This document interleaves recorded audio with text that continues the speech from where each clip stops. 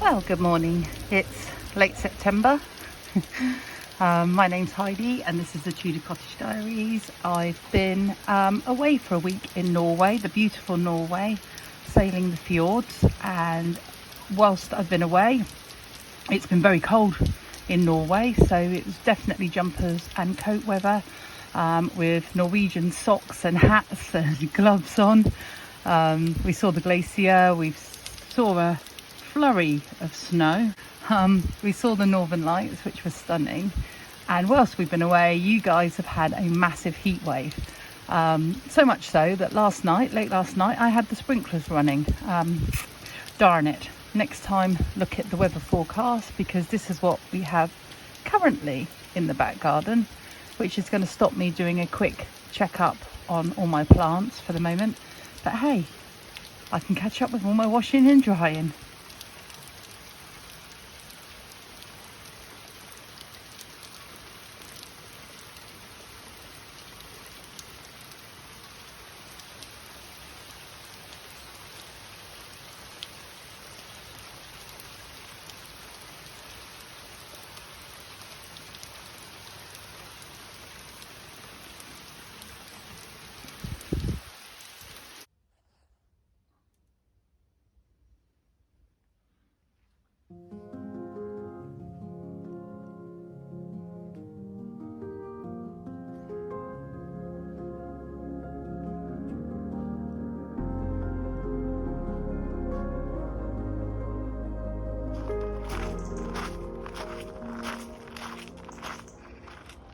Well, we've had a night of storms. It was thunder and lightning all last night and absolutely pouring with rain.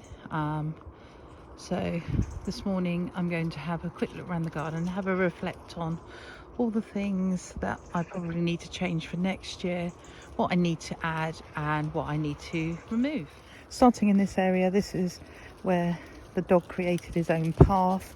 It did get better as the season progressed, but we've still got a definite gap there. You can see by this stick and the brick which was holding the bird table down, so I need to put something in there, and I've got quite a lot of delphiniums which I think would sit in there quite nice. And then around here we got brown soil again. It's very shallow here on the other side of this brick, and that's because of they carried the sub base for the drive into there. Lots of leaves have come down. In my reflections of what has gone well and what hasn't gone well this summer, one of the things was support, and then lo and behold, it's my birthday today and I've been gifted these from my son, which are stunning, and they're going to be great for holding some of the plants. Also, my mother and father-in-law, Colin and Pauline, have bought me the most beautiful plant supports, which I'll show you later on in the video, and they are to go around my lupins and delphiniums, and again, similar finish, rusty metal. Looking at the roundabout, I'm really pleased with how that's lasted the season. There's still colour in there, it's still looking pretty, so grubbing it all out. I mean, the whole of this was dug out and replanted. For me, I think I will add some more of the cosmos, and I will get rid of this daisy. I have that daisy flower everywhere in the garden, and it is a bit of a thug. I'm not going to kill them all, but I'm going to use them to brighten up under the hedge, which needs a really good, strong, robust plant under the hedge. So the sweet peas, we've still got loads of sweet pea flowers, which I'm really surprised about on this plant. It has gone to seed now. I'm not going to bother saving these seeds because I have to say the purple ones are my least favourite, and they are the least scented of the sweet pea family. And in an earlier video you did see, or you joined me as I was buying seeds in a 50% off sale at Dobby's Garden Centre, and I bought myself lots of highly scented sweet peas, which is what it's all about. The poor gladiolus took a bit of a battering last night. Well, there you go. You know it's been a good night's of rain when your water butts are full up. Ugh. Everything is saturated. The last of the plums are coming down.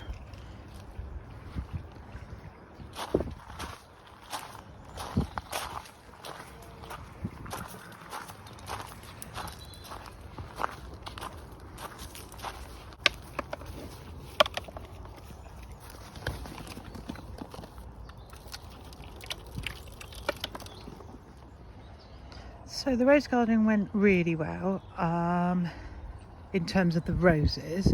The disappointment was, I believe, this bed here, and that's in my opinion. So apart from the roses, and then I think we had a peony that didn't flower in here, or it didn't flower much. The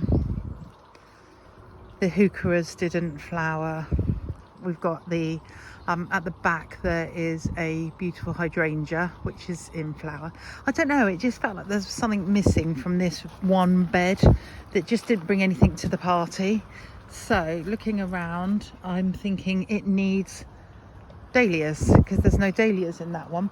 Now right by the back door there is a dinner plate dahlia, cafe au lait, that's not doing very well, and it shouldn't be there. So I'm going to I'm going to move that down to this bed with a few more of the dahlias that are dotted around the garden that really are in the wrong place.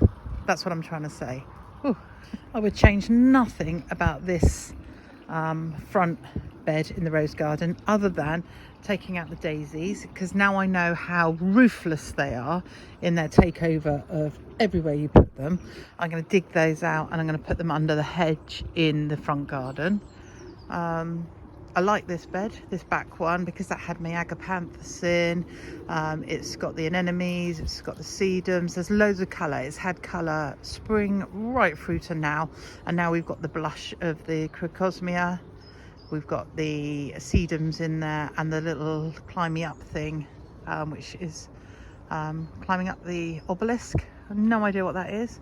The miscanthus grass has been beautiful. I'm surprised these two haven't eaten it, because, oh, well, they have. You can see the line where they've eaten where they can reach. And this back shady bed, I've just got to support these dahlias here, but this has been a really pretty bed, and I love the love heart there. Again, that's got the it's the family, can't think of the name of it. Anyway, horses eating our trees, right? Yes, so this bed's worked really well. The only thing I'd say here was lack of support, which I'm going to have to add to these poor cosmos, because the supports are tiny and they are huge. So we'll get that sorted today without snapping them, hopefully. The leeks are still going. The leeks that I keep going on about are still going. Yeah, so all in all, rose garden, one big tick. Coming through to the pond area, so one end big tick to this end that's got the tree fern and the maples in it. That's had lots of colour all year.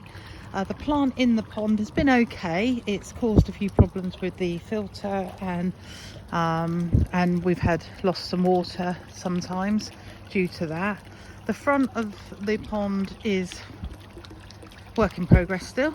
I lost one of the buxus spools, and then the back of the pond, that's been in colour all year round, so I'm really pleased with that, but just got to keep an eye on it that things don't get too overgrown. This border is exactly as the previous people left it, other than I've kind of pushed the rocks that you can just see there back, and I think I've added a verbena, a verbena at the back there. You can just about pick up the colours of the berries, and that's worked really well. Looking at the cottage, still got lots of colour with the asters, the anemones, sedums, still got some nicotiana, and the dahlias are starting to take over in this border, and this is where I'm going to remove most of the daisies, because as much as they've been yellow for a good month, They are a huge patch of yellow, and this is meant to be more of my perennials, so my lupins and delphiniums. So this patch, as you can see here, this huge patch will be split up. It's funny, but I always think of autumn as the beginning of the garden calendar. A lot of people are depressed this time of year. They're lamenting over their gardens, and they're kind of sad, and they're thinking of winter as being nothing to do in the garden. Well, this is it. This is my blank canvas time. So when all this goes, this is where I get to change things, move things, and give Mother Nature a helping hand, and just help this garden bloom into 2024. I mean, at the moment I'm planning more crocuses for the crocus lawn. So those of you that were with me right at the very beginning of 2023 will know that the lawn at the back of the pond here is a lawn that, oh, just ducking under here. Just about to see the line here. Put my shoe there. So that was in the vegetable garden, and we've pushed the lawn out a bit more to make the garden look a bit more symmetrical. And underneath this lawn I planted about 400 crocus bulbs, and they were lovely. They were lovely in the spring. The thing that we did wrong was not mow the lawn before they sprouted, so we had them fighting grass, which was such a shame. So we've made a note on the calendar just to remind us to sorry, itchy nose, just to remind us to mow the lawn before the crocuses come up, and then we can enjoy that. And I'll put a little bit of footage in now of me purchasing some more crocuses, more crocus bulbs. I purchased 3 from purple ones, forgotten the name of them, but I'll show you those from B&Q. And then I went into my local garden centre yesterday and I purchased another 3 packs. So I think that's another 100 bulbs to go in here. So I will plant those today.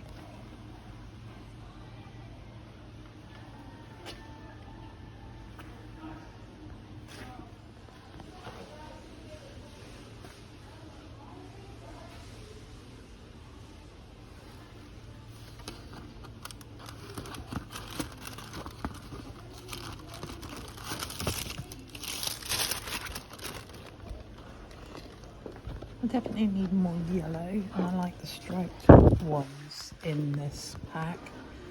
It'd be really great if they had the striped ones separate. I've got yellow separate. They call it Cream Beauty.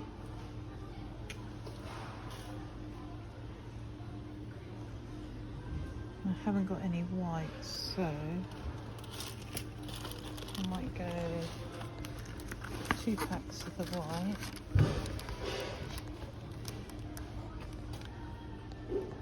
And then 1 of yellow. Well, that's handy. In another part of the shop I've seen the same packs, the stripy ones and then a brighter yellow in the 3 for 12. So I'm going to put the whites back, and I'm going to go for one of these packs and one of the yellows. Yeah, sometimes leaving your plants to flower for the bees means you have to duck and weave your way through your garden. Oh well.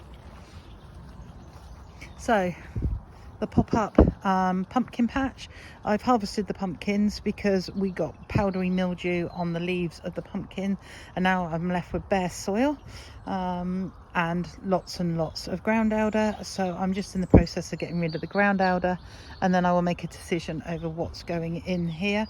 So there were 3 plants added in last year. I'm going to check up on their health. I've got the Pyrrhus at the front there and Viburnums in there, and a plant that I can never pronounce, but yeah, that's done really well. Oh, and isn't that just a lovely little ray of sunshine? So that's it. That's it for my recap. After coming back from holiday, the garden survived quite well with the really hot, dry weather. It's starting to rain again. I can see in the field. and coming across here. So we've got intermittent showers today. So yeah, lots to do. Crocuses to plant, crocosmias to move. I've got a dahlia in front of me to move to the rose garden. And I'm going to leave you with some pictures of the beautiful Norway. Thank you very much. Please like and subscribe. It really helps the channel. It really helps the channel, helps me grow, helps me learn. And as you can see, that sun has now turned to pouring rain again.